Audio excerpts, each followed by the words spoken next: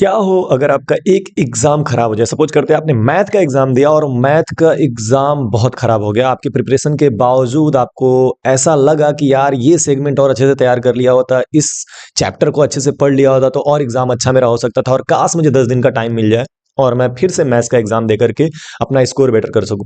आपका सारा एग्जाम बहुत अच्छा जा रहा है, हर एक सब्जेक्ट में आप अच्छा कर रहे हो, लेकिन मैथमेटिक्स में आपने खराब कर दिया, साइंस में आपने खराब कर दिया, किसी एक पर्टिकुलर सब्जेक्ट में आपका नंबर खराब हो गया, और जिसकी वजह से जहां पर आप 90% लाना चाह रहे थे, 90% के जगह पे आप 85 पे चले जा रहे हो या 80% पे चले जा रहे हो। तो अगर ये अपॉर्चुनिटी आपको मिल जाए कि चलो ठीक है, आपका जो सब्जेक्ट खराब हुआ है उसको आप पढ़ के 1 महीने की प्रिपरेशन करके फिर से दे पाओ, तो आपका स्कोर अगर अच्छा हो जाए तो आप इसको क्या समझोगे? मतलब बेस्ट हो जाएगा ना आपके लिए कि आपका 1 महीना जो है वो आपको मिल जा रहा है, और जिसमें भी आपने खराब परफॉर्मेंस किया उसको आप एग्जाम दे करके और बेहतर स्कोर कर पाओ।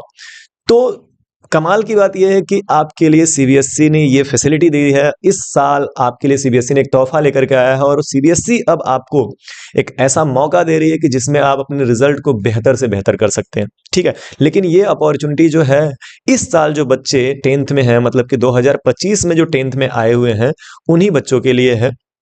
इस साल जो बच्चे बोर्ड दे रहे हैं उनके लिए नहीं है। तो ये थोड़ा सा दुख है कि थोड़ा लेट आए हैं, लेकिन चलो ठीक है, जिनके लिए आया कम से कम उनको तो फायदा हो। तो अगर आप इस साल 10th में गए हो और 2026 में 2026 में अगर आप बोर्ड एग्जाम देने वाले हो, तो ये ऑफर आपको मिलेगा। क्या है, कुछ है इसमें, बहुत सारी चीजें हैं, बहुत सारे रूल्स एंड रेगुलेशंस हैं जिसको आपको समझना चाहिए। लेकिन आप इतना तो समझ लो कि आपके 10th में अब 2 बोर्ड होने वाले हैं। 12th में अगर आप, तो आपके 2 बोर्ड होने वाले हैं। एक आप जो है एक बार दोगे, और उसके कुछ समय के बाद आप दूसरा बोर्ड दोगे। कैसे क्या है, इन सारी चीजों को मैंने समराइज किया है और उसके आपके लेकर के आया हूं। उसको आपको समझना है, देखना है, और उसके बाद से खुश हो जाना है, प्रिपरेशन करनी है। ठीक है, तो चलिए स्टार्ट करते हैं, समझ लेते हैं कि क्या है बेसिकली वो चीजें। So here we go. यहां पर आपके सामने एक स्लाइड लगी हुई है। ये स्लाइड जो है ये मैंने प्रिपेयर किया है। CBSE propose 2 exam scheme. आपको 2 एग्जाम स्कीम सीबीएसई आपके लिए लेकर के आई है 10th और 12th के लिए। ठीक है, क्या कुछ है इसमें? द नेशनल एजुकेशन पॉलिसी 2020, 2020 में इंडियन गवर्नमेंट जो है वो एक नेशनल एजुकेशन पॉलिसी लेकर के आए थे, जिसमें बच्चों के होलिस्टिक डेवलपमेंट यानी कि ओवरऑल डेवलपमेंट पे बात होनी थी।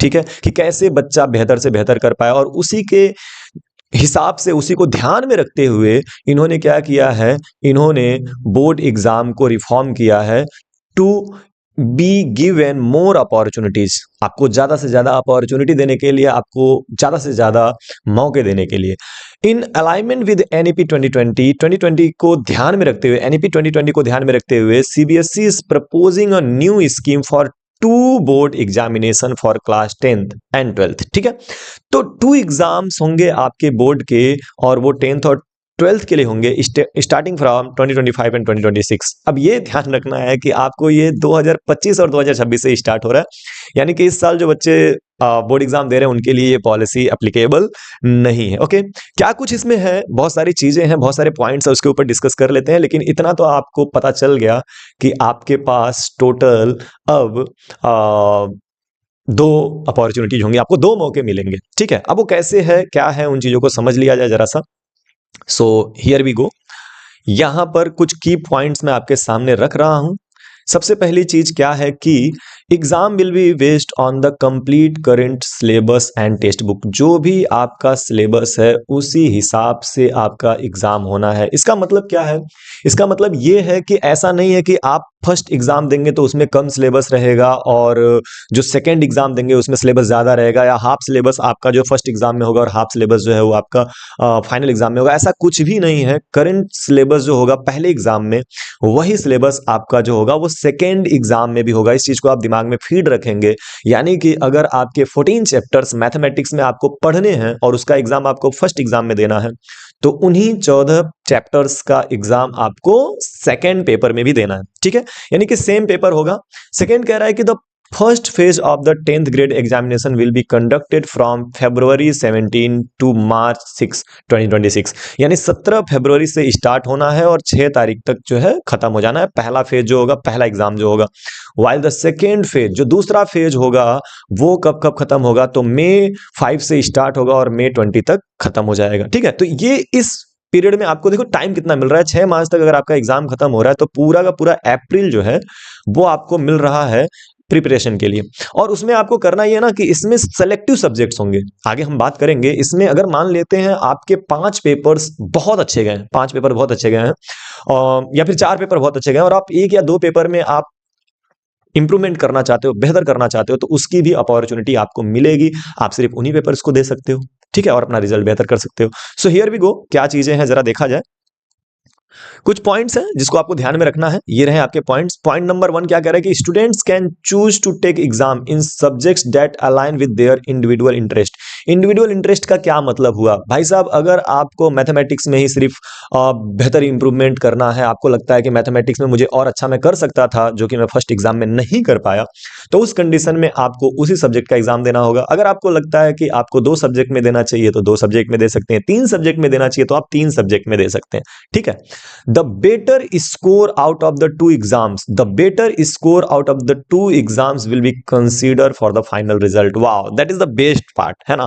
कि सपोज करते हैं किसी बच्चे ने सोचा कि मैं मैथ का एग्जाम जो है वो दूंगा, साइंस का एग्जाम जो है मैं दूंगा, और हुआ ये कि सेकेंड एग्जाम में जो उसका फर्स्ट पार्ट है, जो फर्स्ट एग्जाम से खराब हो गया सेकेंड एग्जाम में, तो भी आपका जो बेटर स्कोर होगा दोनों एग्जाम में उसी को लिया जाएगा, ठीक है। Practical internal assessment will be conducted only once, और आपका प्रैक्टिकल या इंटरनल असेसमेंट जो होता है, जो 20 मार्क्स के 10th में होते हैं और 30 मार्क्स के 12th में होते हैं, उसको सिर्फ एक बार ही करवाया जाएगा। ये सुकून है ना, क्योंकि हम प्रैक्टिकल देंगे, असेसमेंट करेंगे, फाइल या प्रोजेक्ट बनाएंगे 2-2 बार, तो वो ठीक नहीं लगता है ना। और उसमें टाइम भी आपका जाएगा, प्रिपरेशन के लिए आपको परेशानी होगी। तो बोर्ड ने इस चीज को ध्यान में रखा है कि हम क्या करें, हम सिर्फ और सिर्फ एक बार प्रैक्टिकल और इंटरनल असेसमेंट का काम करें, ठीक है। The first exam can also serve as supplementary exam. इसको आप एक सप्लीमेंट्री एग्जाम की तरह ट्रीट कर सकते हो। आपको अगर मन करे तो आप उस एग्जाम को बहुत रिलैक्स माइंड से दे सकते हो और दूसरे एग्जाम को आप पूरी तरह से बेहतर तरह से प्रिपेयर करके दे सकते हो। लेकिन मैं कहता हूं कि दोनों एग्जाम को 100% प्रिपरेशन के साथ देना, ठीक है। No separate exam will be conducted for sport student. Sport student जो होते हैं उस सब्जेक्ट में, स्पोर्ट्स के एग्जाम में आपको जो है सेपरेट एग्जाम नहीं मिलेगा, आपको एक एग्जाम देना है, ये ध्यान रखिएगा। The result of the first examination can be used for admission to class 11th। जो रिजल्ट फर्स्ट एग्जामिनेशन का होगा, ठीक है, उसके हिसाब से आपको क्लास 11th में एडमिशन मिलेगा।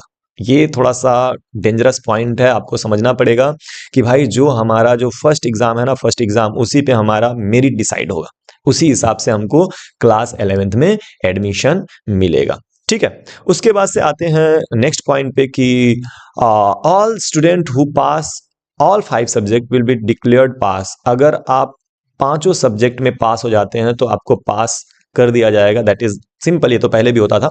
हु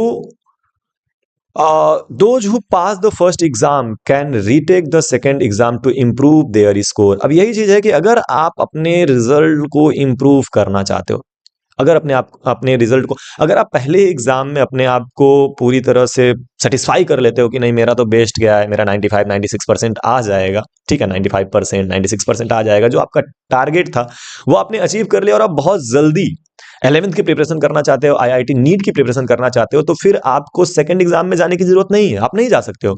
लेकिन अगर आप चाहते हो कि मेरा रिजल्ट इंप्रूव हो, तो उस कंडीशन में आप रीटेक कर सकते हो, इस एग्जाम को लिख सकते हो, ठीक है। नेक्स्ट पॉइंट क्या कह रहा है कि those who fail in 1 to 5 subjects in the first exam will be placed in the improvement category. अब अगर आप फेल हो गए हो ना, फेल, तो आपके रिजल्ट पे इम्प्रूवमेंट लिख के आएगा, इम्प्रूवमेंट, ठीक है। अगर आप पास हो और इम्प्रूव कर रहे हो, आप रीटेक दे रहे हो एग्जाम का, तो उसमें आपको इंप्रूवमेंट लिख के नहीं आएगा। लेकिन अगर आपने फेल कर गए हैं और उस कंडीशन में आप एग्जाम दे रहे हो, तो उस कंडीशन में आपके रिजल्ट पे इम्प्रूवमेंट लिख करके आएगा, ये आपको ध्यान रखना है, ठीक है। तो ये कुछ पॉइंट्स थे जो आपको समझ लेना है। है ना? और ये एक बहुत अच्छी अपॉर्च्युनिटी है आपके लिए, एक बहुत अच्छा चांस है कि आप अपने रिज़ल्ट को बेहतर करो और काफ़ी रिलैक्स दे दिया सीबीएसई ने, बहुत ज़्यादा बच्चों को आराम दे दिया, बहुत ज़्यादा डर का जो माहौल रहता था ना कि पहली बार बोर्ड देने जा रहे हैं, 10th वाले बच्चों के लिए खास करके कि पहली बार बोर्ड देने जा रहे हैं तो क्या होगा, कैसे होगा, रिज़ल्ट खराब हो गया तो क्या होगा? तो एक और अपॉर्च्युनिटी आपको मिल जा रही है, एक और चांस आपको मिल जा रहा है अपने रिज़ल्ट को बेहतर करने के लिए, अपने रिज़ल्ट को इम्प्रूव करने के लिए, ठीक है? लेकिन ध्यान रखना कि कभी भी जब ऐसी चीज़ें हों, जहाँ पे आपको अपॉर्च्युनिटी मिलती है चीज़ों को इम्प्रूव करने के लिए, हमारा फर्स्ट चांस जो होना चाहिए ना, वो 100% वाला होना चाहिए। उसमें इतना दे दो कि सेकंड चांस की ज़रूरत ना पड़े, फिर भी अगर आपको लगता है कि हाँ यार, थोड़ा-सा रिज़ल्ट को और इम्प्रूव किया जा सकता है और इम्प्रूव किया जा सकता था, तब आप आगे बढ़ो, ठीक है?